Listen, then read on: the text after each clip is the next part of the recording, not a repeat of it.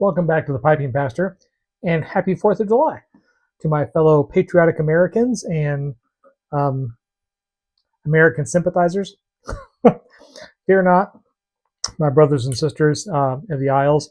I'm pretty sure being an American sympathizer is no longer a crime punishable by death. Maybe by disdain, but not by death.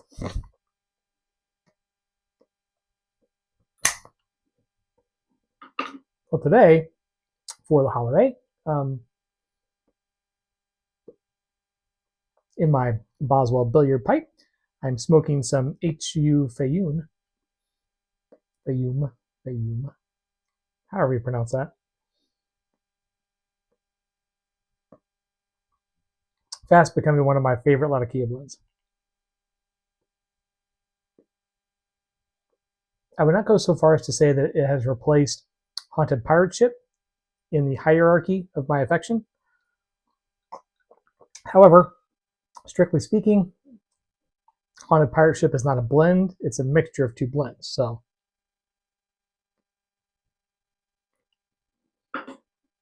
and Pirate Cake is great on its own, but just on its own, I think this beats Pirate Cake. Now, of course, when you mix in Haunted Bookshop, it takes it to another level. But again, that's not an independent blend. So,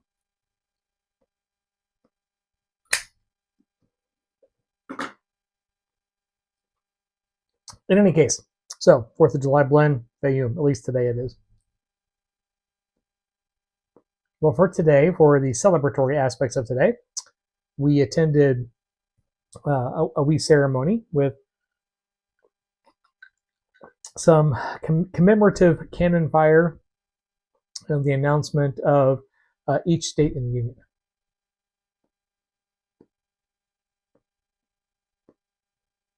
Prayer, a couple speeches.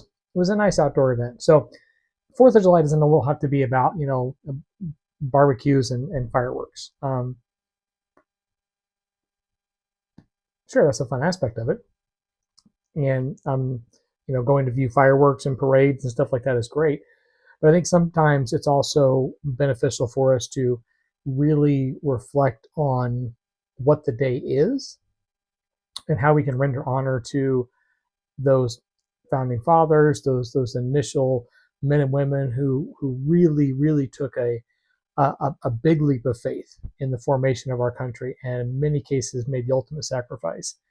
And during the speech that we heard this morning, the person offering the words was speaking about some of the founding fathers and some of the sacrifices they made, and how one founding father lost all 6 sons in the Revolutionary War. Several of them had their homes ransacked and burned to the ground, their families murdered. A few were taken prisoner and tortured by the Brits before they were executed. And these were people of power and privilege and wealth before the war started.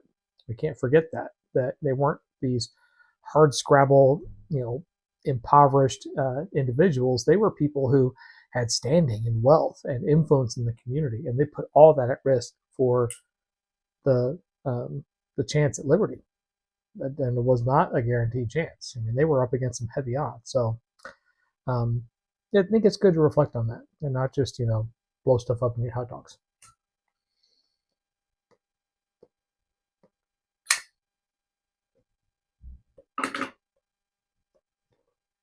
Point of fact, we're not even grilling out today.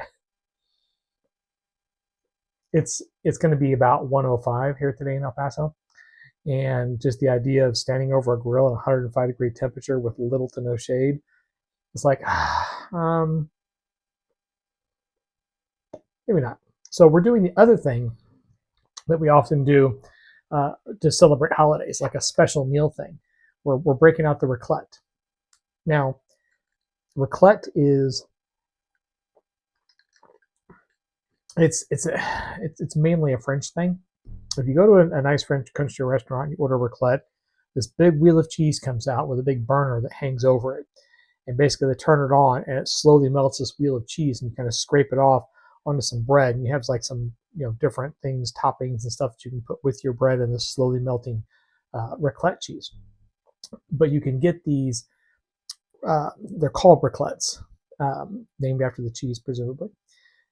and they have two top cooking surfaces, and then the heating elements. And underneath the heating elements, there are these trays where you put this raclette cheese, this really hard cheese. It's somewhat akin to like a Swiss cheese, and it melts underneath while you cook the stuff on top. So you have some meats and things like that cooking on top, cheese melting underneath, and then like bread, and then usually pickles, different kinds of pickled things. So like olives and gherkins and pickled red onions and things like that. Some sharp, items, because the meat is usually really, it's beef or it's pork or something else like that, and the cheese is very strong. So to kind of level that out a little bit, you have some of the stuff that's brined. And so, everyone just kind of, it's kind of like a fondue pot, basically. Everyone's just kind of doing their own thing, and, having conversations and putting some meat on and putting some vegetables on or mushrooms and melting some cheese and making their little sandwiches and stuff. And it's an ongoing thing for like an hour or two. And it's a lot of fun where you just sit around the table and everyone's having a conversation, basically kind of cooking their own food. So it's like, like I said, like fondue or like hot pot, going to a Korean barbecue or something of that nature. So, but it's a tremendous amount of work to set up, and it's an even bigger mess to try to clean up at the end. So we save it back for special occasions. And since today is going to be way too hot to stand in front of a grill, we're essentially bringing the grill indoors. So, but anyway, that's our 4th of July plans.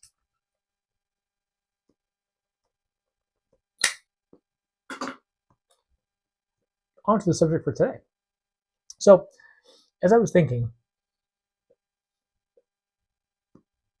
after attending this ceremony this morning, this 4th of July commemorative ceremony, I was thinking how awful, not awful as in bad, awful as in standing in awe of, it is that this great American experiment, this democracy that we still have 250 years later, started out in such a precarious fashion.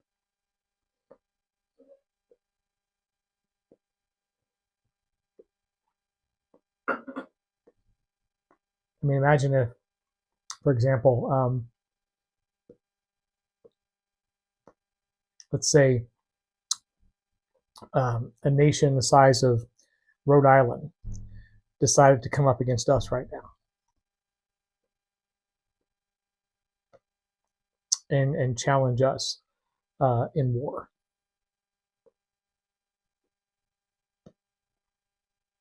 Nobody would bet on the Rhode Island-sized country, right? Now, the colonists accomplishing what they did was essentially akin to that. I mean, England was the world power at the time. Their navy was insurmountable. They had very experienced troops who had been warring with other European nations for a long time.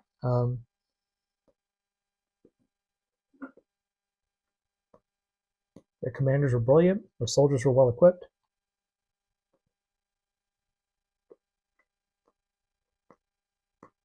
And yet we were able to defeat them. And I think that's something that kind of puts me in awe. And as I was thinking about that, I was thinking about being in awe of the Lord. And the verse in particular, where we read, "The fear of the Lord is the beginning of wisdom." And that word fear, it doesn't mean fear as in like being scared. It means fear as in being in awe of. And it put me in mind of the first part of this poem by Rainier Mary Rilke, which is a poet we're going to be working on today, or discussing today. And he has a poem entitled "The First Elegy." And it's really the first section of this that I think speaks to this. Now, the poem is more lengthy, and in the following few stanzas, he gets into the idea of loneliness and and things that I think actually speak really well towards the theology of Paul Tillich. So I may get into that on another day. But for today, I just want to read these first few lines here. "Who, if I cried out, would hear me among the angels' hierarchies? And even if one of them pressed me suddenly against his heart, I would be consumed in that overwhelming existence. For beauty is nothing but the beginning of terror which we are still just able to endure and we are so awed because it serenely disdains to annihilate us. Every angel is terrifying. I think this is so good on so many levels. The idea of um, beauty is nothing but the beginning of terror. That awful experience, like, oh, it's so beautiful, it almost decimates me, right? Well, it almost decimates you. It gets to the point of decimating you. Being laid low by something so beautiful and awful that it strikes you down. It's, Tolkien talks about this, and C.S. Lewis talks about this in Tolkien's book, in The Lord of the Rings, when Galadriel is first offered the ring by Frodo. Frodo freely offers her the ring, and they did a really good job of this in the movie, I think. But she says, "Should I accept this ring, you would not have a king, but you have a queen, as beautiful and as terrible as the dawn. Beautiful and terrible. All will love me and despair." Right? That idea of being decimated by beauty, of beauty being so overwhelming that it destroys you. And that's kind of what he's talking about here. Beauty is the beginning of terror. Beauty and purity and all that love and grace that God is. And it says here, we are awed because it serenely disdains to annihilate us. That beauty chooses not to take it to the point where we're completely decimated. If we stood actually in the presence of God, we should be, destroyed, right? I mean, that's why when God speaks to Moses and he says, "Hey, I'll put your face in the cleft of the rock. I'll put my hand over you and walk by you, and you can see me as I retreat." Just seeing God retreating, a glimpse of God out of the corner of his eye, retreating around the end of the mountain, was enough to make his face glow to the point where he had to wear a veil, because that secondary experience would have just bowled people over. It did bowl people over when it went back to the camp.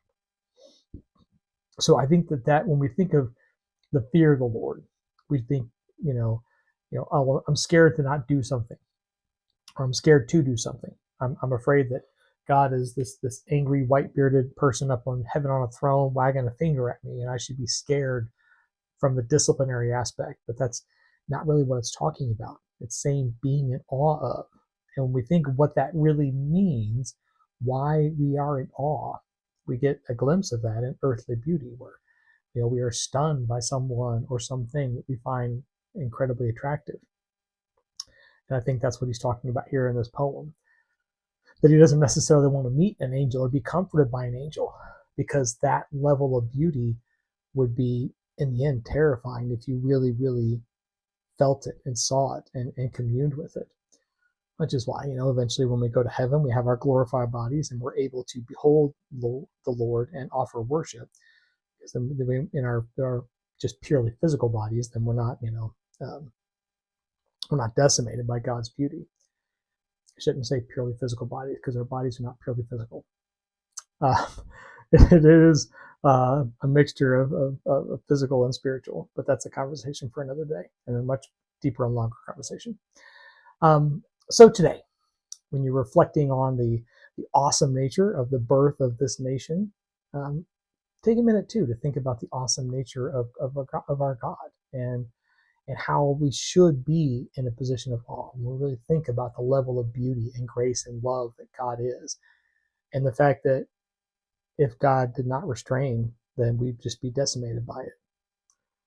But because God does restrain, we can participate in that relationship.